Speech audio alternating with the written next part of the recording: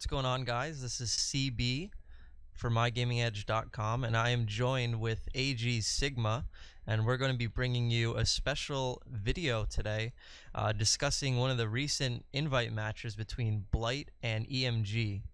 And for this invite match, it was very interesting because we see a lot of pushes and a lot of holds that either A, succeeded or failed.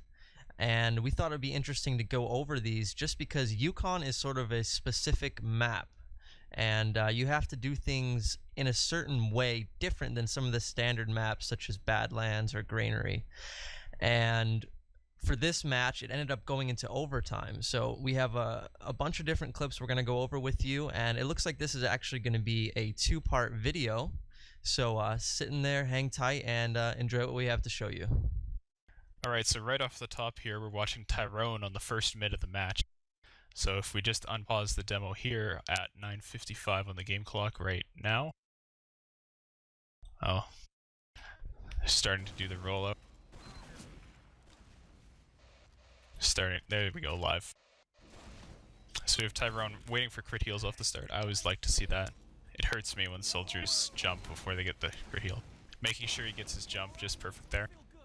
Very nice. So Tyrone is a really influential player on this mid because, as you're going to see, what's happening here is that Shade is going to die right away, and then eMg quickly makes up for it, and Tyrone's contribution to that fight is really essential. So Shade goes down already to hard blue, and then Tyrone just throws a couple spam rockets in here, which, combined with the jump from Mackie and the scouts just getting into his team, just totally wipe them. So if we pause the demo right here at 9:17, let's just take a look at what happened there. So your thoughts, CB? Well, I think it was really interesting that Tyrone understood that his medic went down, right off the bat. So not only did he know he had to make something happen, but the rest of his team understands the same thing. And Sigma, I think you know this, it's sort of the invite mindset, is that you lose your medic, but at the same time you're understanding, okay, we have to go all out here, especially at a mid fight. So what happened was we saw Tyrone jump up to that upper corridor there, and he saw Banny was on the bridge as well, spamming down at the opposing team. So I thought it was interesting. We sort of had a collapse, so to say, of Blight, because not only was it Tyrone, but Banny and the scouts, along with Mackie's jump, like you said, all contributed to a successful repush from eMg. Yeah, that's for sure. What basically ended up happening there is, even though Shade died immediately upon getting into mid, they traded Harblu for that, and then Blight was left with 4 fragging classes against eMg's 5.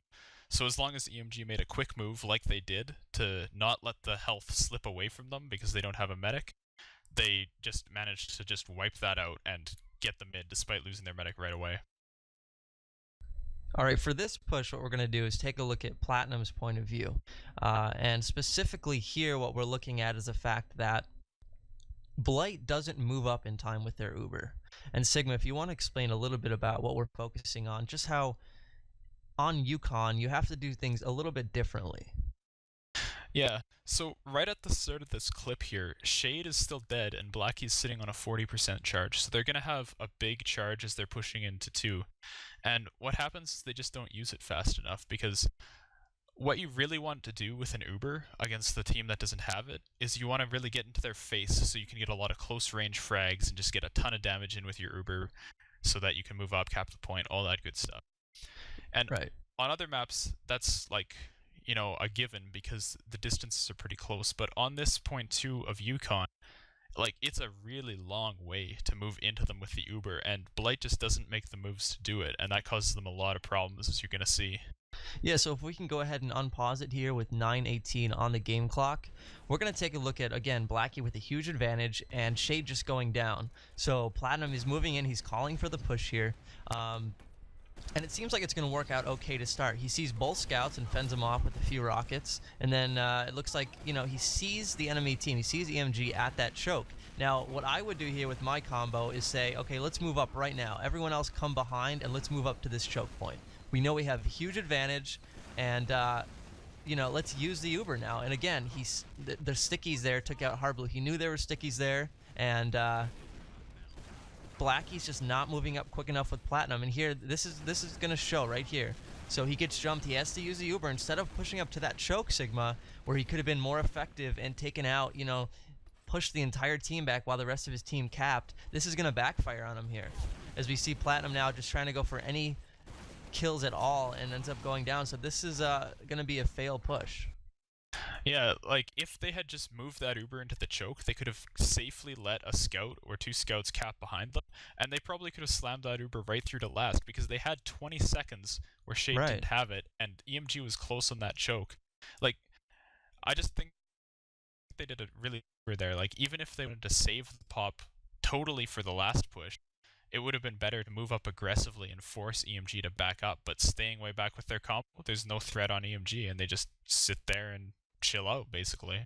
Exactly. So, you know, unfortunate for Blight, unfortunate for eMg, but at the same time, you have to sort of fault Blight for not being more aggressive with that Uber. And I'm sure they did understand that they had that big advantage. I mean, Shade had just spawned, so, you know, that's a little bit of a misstep there from Blight. Alright, so on this next clip here, we're going to take a look at how Blight makes a push back onto their second point. What they've got going in their favor here is just a 10-second Uber advantage, which is really not a lot when you have to make a push like this on the far distances going to the second point.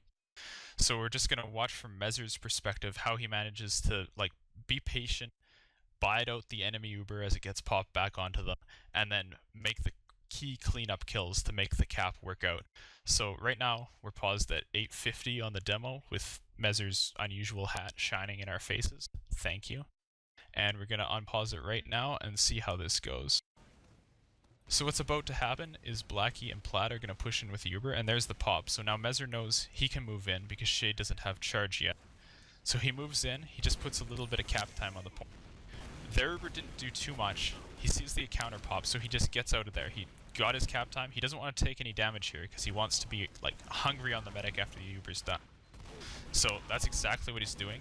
Puts a ton of damage in, kills the medic, gets the soldier as well off the damage that Platt was contributing at the end of the Uber, and he just picks up these 2 quick cleanup kills right at the end, and he's the last guy alive to get the cap. So if we just pause it there, let's reflect on how well that push went for Blight, despite the fact that their Uber essentially just went in, didn't kill anything, didn't force the enemy Uber, and then they had to deal with a 10-second eMg Uber coming back into their face.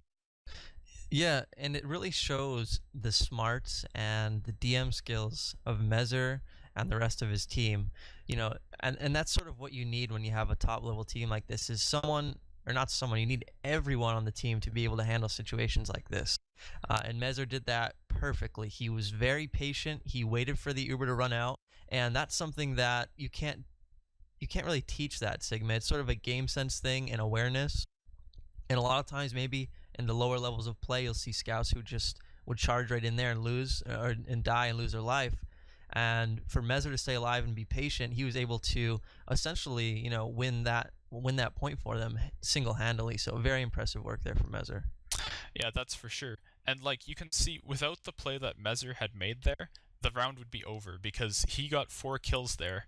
And if he had done something like just try to get the cap before the eMg Uber got on it, he would have died, and then it would have been 4 versus 0 on last. And that would be just, like, they would lose. But now they're getting their second back, and they're going to be able to hold it because their spawns are coming quickly. So it's just a really key play there that's smart. Push in to support his Uber, and then getting away from the enemy Uber and just staying in on it because his team was being able to kite the Uber around quite well. Okay, so for this push, what we're going to watch is a few examples of some good holds and some bad holds, and vice versa, some good pushes and bad pushes from both teams. What we see here at 6:01 on the game clock is both teams at a stalemate. eMg has just captured point 2, and they're waiting to push in, waiting to build Uber. Now, we're watching from Blackie's point of view, and what I noticed from his point of view here is he makes a few mistakes. One, he's way too much out in the open, and on this last point, specifically what I do is I hide behind the rock on the right-hand side.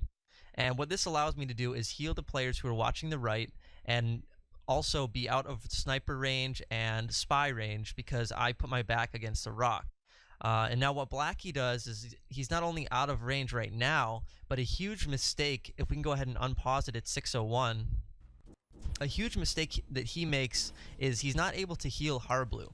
And what we can see here is, if you can see him, he's trying to hide behind this rock, but not really. I mean, he's still out in the open, and eMg also has a sniper. So this could be crucial for, for eMg if they can pick Blackie here, because he's not hiding behind that other rock on the far right. Now, if we're just going to keep watching here and see how Harblu takes a lot of damage on the right-hand side, and that allows Blight or eMg to come in with a successful left-hand push. But Sigma, what do you think here? Well, yeah, as you can see here, Harblu's starting to get pushed on over the right. He tries to jump away, but like it's the eMg combo coming in, so Blight's positioning was just kind of weak there, having everybody over on the left side. And now, as you can see there, Oplate takes a headshot, which could have happened at any time to Blackie there. Right. So now, it's really just the miracle of Yukon that they're able to defend this. Because you have to keep in mind here that eMg pushed in without any kind of pick or Uber advantage. They just almost succeeded this push anyways because of the way that Blight was out of position, and they let their right side fall so quickly. Yeah, and on Yukon, we can say a successful push is most likely either from the right side or underneath on the left. And what we're going to see here as Blackie respawns, and we just let these guys both charge Uber, is a little bit better positioning from Blackie as he builds this time. But not only that, Sigma, we're going to see what we like to call a failed pipe push from eMg, if you want to explain a little bit while these guys are building.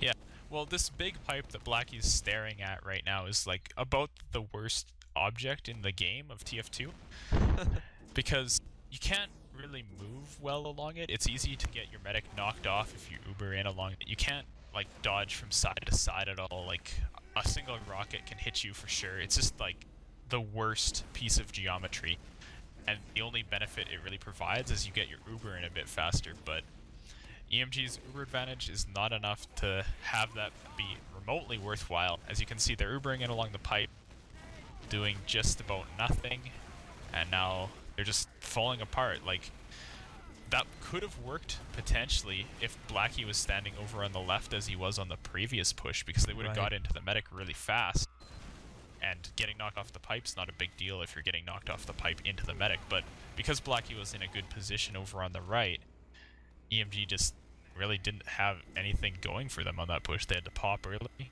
They couldn't get like any nice ground. They didn't have control of the health pack on the left, and just, geez, that pipe's bad, man. It's bad.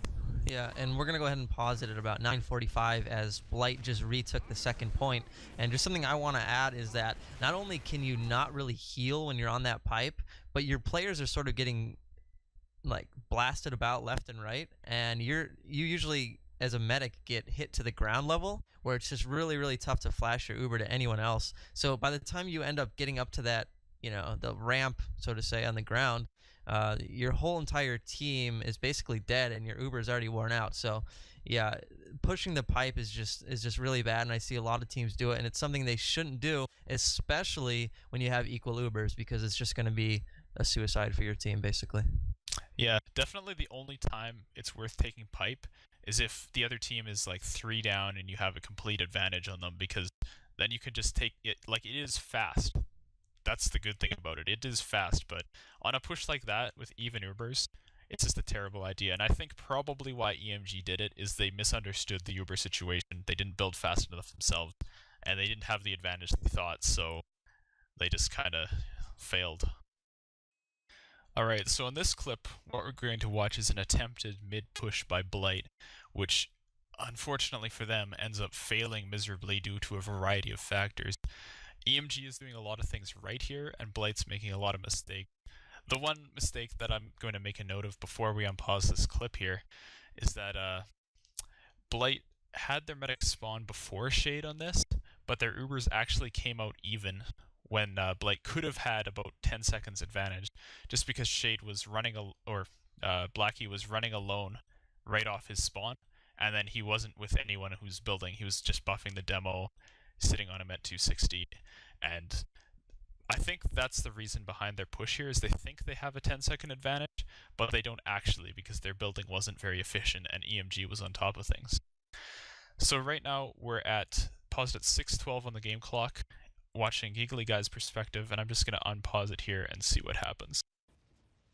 So Giggly's kind of just bouncing around, checking for any kind of action. eMg is sitting back because they're not sure what Blight's Uber is like, so they're just being careful. They're keeping their combo on the bridge. And here comes the Uber. Giggly gets a critical frag to start things off, and eMg now knows that Blight is basically screwed because their Uber's nowhere near the combo, and they already lost one, so eMg just goes through choke, as you can see there, and they're starting the cap on 2 already. Yeah, and something to note here as we see eMg cap 2 is that on Yukon, it's so tough to cover the long sort of ground between points that even if you have a 20% advantage, it's not even worth it to push mid unless you have one down on the other team or vice versa, because your spawns come up. You know, eMg had forward spawns there. Regardless if they lost 1 or 2, they would have spawned right up. And Giggly and Tyrone and Shade made a really smart move going up top behind the combo when the whole combo was distracted with Banny, and they were able to get behind them. So really smart play from eMg and a little bit of a misstep from Blight, but it just shows you how on Yukon, Sigma, it's so spread out. The points are so far apart that it's really tough to make up any ground unless you have, you know, maybe a 30 or 40% Uber advantage. Yeah, that's for sure.